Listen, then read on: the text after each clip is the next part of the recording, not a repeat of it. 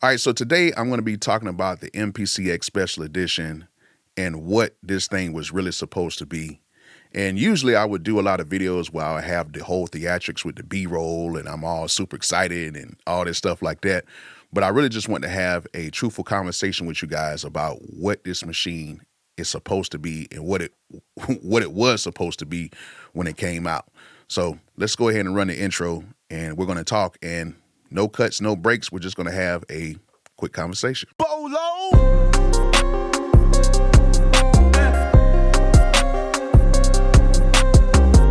All right, so the MPCX Special Edition was really supposed to be a collector's item, in my opinion. All it is an MPCX with a little bit more memory, and it comes with some more sounds. It doesn't come with everything. The Mini D doesn't come with it, and the Air Flavor Pro doesn't come with it so far as with, the extra sounds and an effect. So it's two things that do not come with it, but everything else comes with it. Now, it has a price tag of $2,500 basically, and it comes with everything. And I know some of you guys are like, well, that's too much. They kind of overcharged us, but at the end of the day, when the MPC X came out, it was $2,200, and you just came with the MPC X, and that was it. This, you get everything for, I think, $2,400 or $2,500. I can't remember off the top of my head, but it comes with all of the sounds, well, almost all of the sounds, and almost all of the effects, and you get more internal storage, and you get more RAM, which is pretty important when you think about the situation of using the internal sounds with the MPCX Special Edition and just even with your older X. Now, this particular machine, like I said before, is just a collector's item. Just like with the MPC Live 2 Retro. Y'all remember when that came out, there wasn't like this huge fuss going on like, oh, y'all just painted the machine and y'all just did this and did that. Speaking of akai, y'all were talking to akai like that. But when this came out, a lot of people had a lot of negative things to say about it. But I think the issue with that was how much people like me and a lot of other people online basically blew this up, because we was really trying to find out what was going on, to tell you the truth. We didn't really know if this was going to be the MPC XL, the MPC XXL, or, you know what I'm saying, or whatever. We were just trying to find as much information as possible.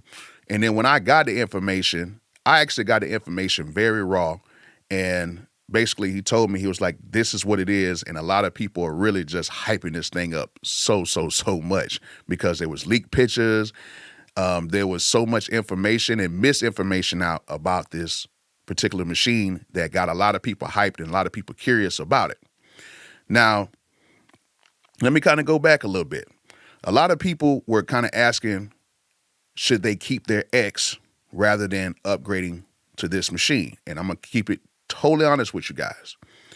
If you have an MPC X and you're not doing that much with it, you just maybe importing a sample or two, and then you maybe importing some drum breaks or just some drums, and you're doing that, or you got it sequencing other things, or you got it working in controller mode with your computer.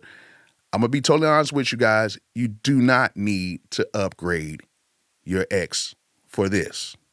Okay, you don't have to do it. Now, if you guys have a MPC Live, or if you have an MPC One, or if you don't have an MPC at all and you want to go ahead and get started with these MPCs, I think this would be a good choice, because you get everything for one price. Now, we all know that the MPC Ones have been discontinued, so you only have the option right now, if you want to get something new, to get the MPC Live 2 or get this new X, or you can get you a regular X. Really doesn't matter. It just all depends on what you're going to be using this machine for. Now, I will say this. A lot of times when people get these machines, they get it bare bones. But when something new comes out, people tend to spend money. And then when something else new comes out, people tend to spend more money. So I'm telling you guys right now, you can go the cheaper route with getting an X, But I almost can guarantee that most of you guys, when something new comes out, you want to be curious. Oh, what does this sound like? What is this new instrument? What is this? What is that? And you're going to go ahead and you're going to purchase the extra sounds and you're going to purchase the extra effects. We could just go ahead and get the whole machine with everything on it, minus the Mini D and the Air Flavor Pro 2. You can get all the other stuff with it for just one price and you'll be set. And I'm going to be totally honest, this is probably going to be the last MPCX for a while. So you're getting the newest of the new right now, and plus you're getting more RAM, more internal storage, and you're getting a whole retro 35-year anniversary look. So that's my take on that. Now, fast forward to what I was saying in this video this was just something to just be a masterpiece in your studio of just celebrating what Akai has done over 35 years. That's it. And I've actually talked to somebody who works at Akai, and that's what they were basically telling me, like, hey, people had just blew this thing up so much, and they really didn't have to do really too much advertising or whatever like that, because we, including me, was hyping this thing up so much. And then basically they were like, we just really want to bring this thing out just like the MPC Live 2 Retro. When we just brought it out and everybody was happy because it had the retro colors, it wasn't that much hype about it. It was just, it came out and everybody got it who wanted it. With this, we really went all the way in because this, as much as everybody likes to talk about the Live 2, you can take it as portable, and it's probably, to me, one of the best products Akai has ever made. Like, I love the MPC Live 2. I don't have a retro edition. I bought my Live like 2.5 years ago. I just got the regular one. I'm super happy with it. Very happy with it. I have an MPC-X. I bought that the same year it came out. Super happy with the X. You know what I'm saying? I have an MPC Key 61. Super happy with that as well.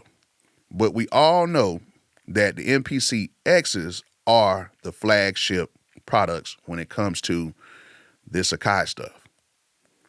Everybody wants the big boy. And that's why it was so much hype when the new one was coming out.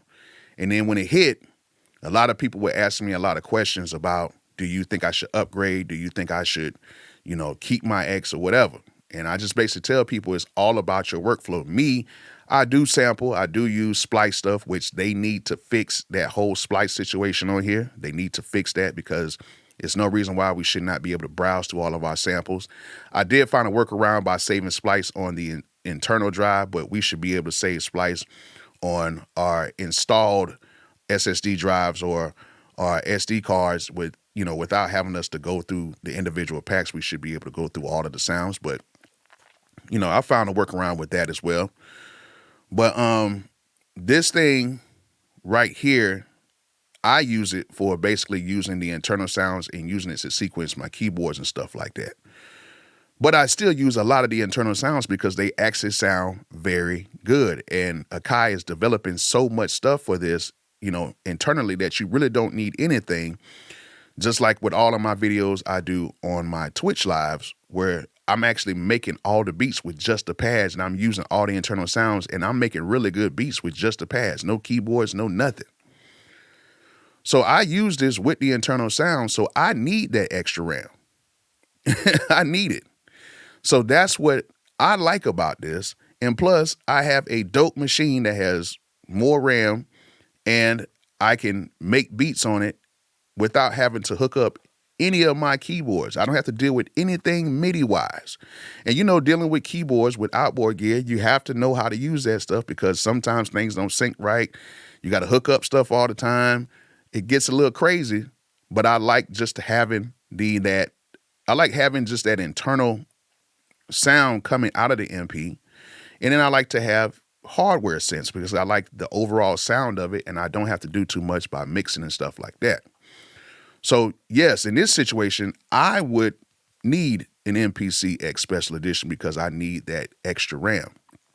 So far as the internal storage, people floating around 64 gigs of storage, 64 terabytes of storage, or 48 terabytes. To be honest with you, it's probably like 48 because when I opened this thing up, before I even installed anything, I only had 26, not terabytes. It was gigs. I'm sorry, you guys. I'm sorry, guys. Um, it was uh, it was 16. It was 26 gigs inside of here. And of course, I think that was because we were dealing with like system stuff on here. And then once you installed all the sounds or whatever. So I think it was around about 48 maybe. But then you minus all of the extra stuff you have to put on here. So it left me with 26 gigs left over to add some stuff in there. But, I don't save anything internally. Like you can save stuff internally on here, but I don't save anything internally because you can't go back and forth with it on your computer. So what I do is I just use my SD card. Really, most of the time, I actually have an installed SSD in here, but most of the time I use my SD card because when I want to bounce down all of my stuff, I can bounce down to my SD card and just send it over to my laptop and do it like that. Or sometimes I use controller mode, but a lot of times I just take my SD card because sometimes I like to finish the product or the beat inside of the computer. It just makes it so much easier. But yeah, other than that, if you're not doing all of that work, you're just doing a little bit of samples and doing whatever, you could just keep a X, or if you already have a 1, keep that. My thing is, I think everybody, if you have a X, you should get a Live. Lives, the MPC Live 2s are phenomenal. You know what I'm saying? You should get that. And you can purchase all this stuff directly from MPC. You know what I'm saying? You can purchase all this from MPC. I tell most of you guys to purchase it from my zounds.com site because, on some products, like even I think on the MPC one before, you can actually get that with no credit or background check, and you could just pay it off over time. Now, I don't know what's going to happen if they come out with a new MPC one. But a lot of stuff like the keyboards and the MIDI controllers and all that stuff, you can actually get that stuff from zounds.com with no credit or background check. And I got an affiliate link and stuff like that in the description, which you guys already know about that because I say it in all my videos and even including now, shameless plug. But yeah, you don't have to run out and get this. But if you do not have it, I would say get it. Spend the money. I spent my money on it and I was happy about when I got my X. Now, you know what I'm saying? MPC did let me get this, you know what I'm saying? And what I'm doing is I'm trying to, not just take the machine and just, okay, it's cool, let's do a few videos on it, that's it. No, I really want to help you guys out as much as I can with understanding if you need this or not. Okay, that's the basic thing about it. Do you need something like this or not?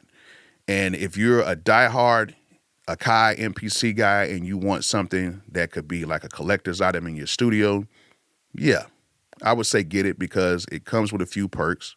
But if you're not really doing that much and you're somebody who may be working on another type of machine, or you're probably in the box and you're kind of curious about this and you want to get something like this, you can just get a regular X and you'll be perfectly fine. Perfectly fine. But for a lot of people, you know what I'm saying, that are not really enthused about this product, it was never really meant to be like that. Like I was watching the big homie, brother EA Ski, and he was talking about selling water to dolphins. And he brought up some good points about it.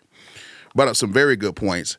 And what I can say about that video is I think that a lot of the hype and a lot of the stuff, like I said before, it came from people like me, other YouTubers, whatever, to make this thing so much bigger than what it was. And yeah, it is very good for Akai because we blew it up so much to where now people are just like, I gotta get it. And I was a part of that movement that really supported that, supported the people to go out and go get it.